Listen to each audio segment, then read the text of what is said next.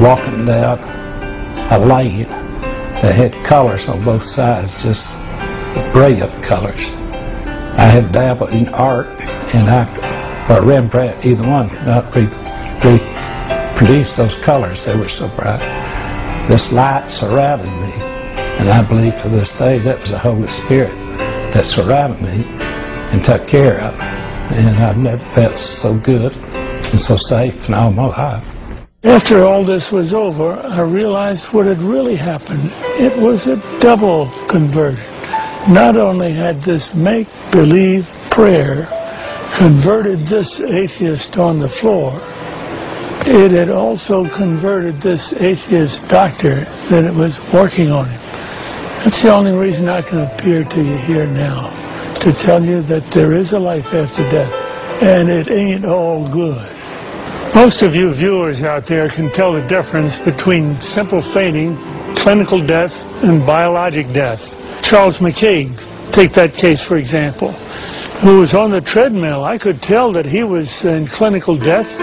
He had a startled question on his face. He was about to ask the question. He looked dumbfounded at me as he's walking on the treadmill. I noticed his heart had stopped, his breathing had stopped, but he was still walking and talking for a minute or two before no brain to the blood flow to the brain registered, and he dropped dead. He was dead and didn't even know it. I should have told him. But what did he do? As soon as we started the clinical death treatment, CPR, we started the heart up again, started breathing again, he came back. This was a case of clinical death. Now, biologic death would have occurred if 4 to 6 minutes time had intervaled between stoppage of heartbeat supplying the brain and breathing stoppage. After that, brain cells, as the most sensitive cells in the body, start dying. Rigor mortis sets in, meaning stiff as a board, and now we need the resurrection. Only God can do a resurrection. We're doing resuscitation, something we're permitted to do. And now we want to introduce to you Howard Storm, an art and literary professor who was in Paris with his class when he suddenly had a stomach rupture, an ulcer rupture, peritonitis, shock, sudden death, clinical death, resuscitation, hell experience.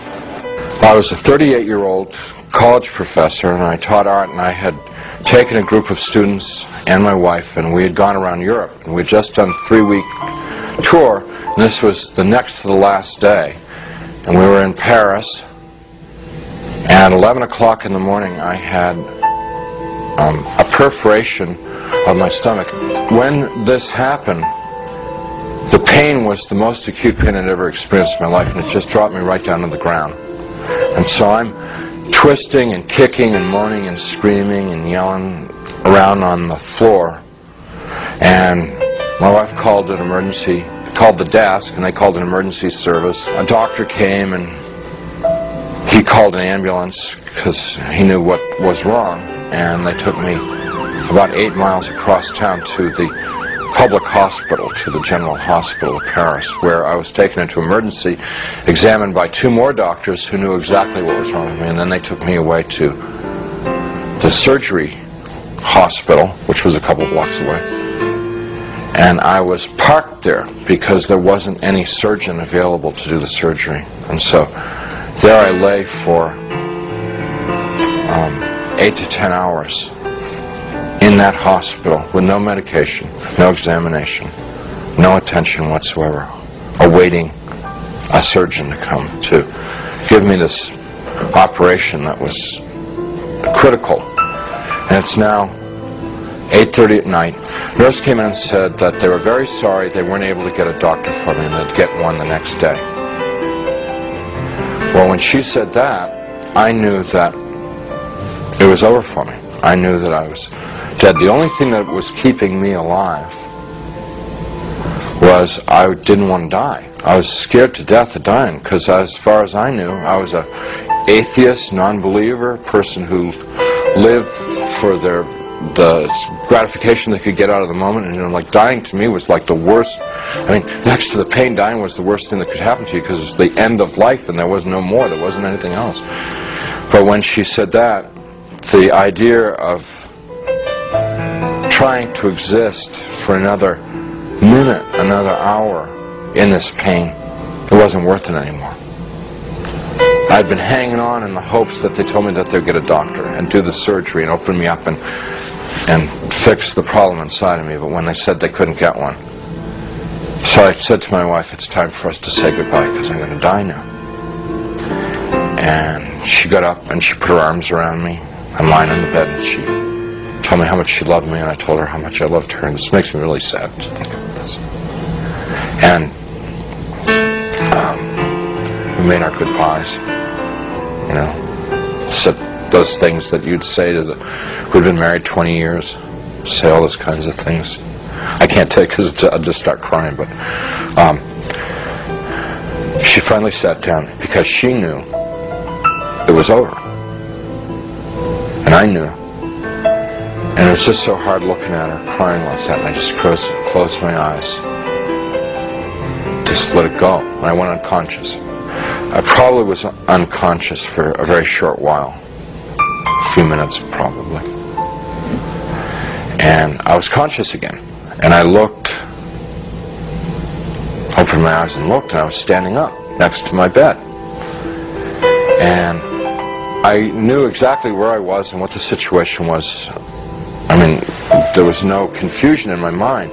I felt more alive, more real than I've ever felt in my life. You know, people ask me, you know, were you a ghost? I was just the opposite. Very alive. As I'm looking around the room, I see that there's, underneath the sheet on the bed, there's something under the sheet, a body.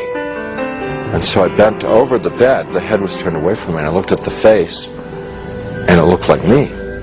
But that wasn't possible because I was standing there. I'm alive, I'm great, you know. I mean, I'm more than great. I'm like, you know. And so I tried to talk to my wife.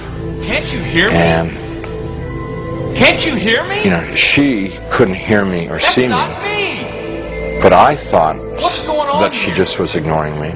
So I got very angry at her for ignoring me, for not paying attention to me. And I'm screaming and yelling at her, what's going on here? Why is this body in the bed that looks like me, and how to get there and stuff like that. And I was thinking suspicion that the body in the bed was me. But I didn't want to think about that because that was too scary. So I'm getting really agitated and upset because this is all too weird. You know, this can't be happening. It's impossible. I've got a hospital gown on, and it's like really, everything's really real. And I hear people calling me outside the room, and they're saying to me in soft, gentle voices, Howard, you got to come with us now. Come quickly. Come out here. So I go over to the doorway of the room, and there's people out in the hallway, and they're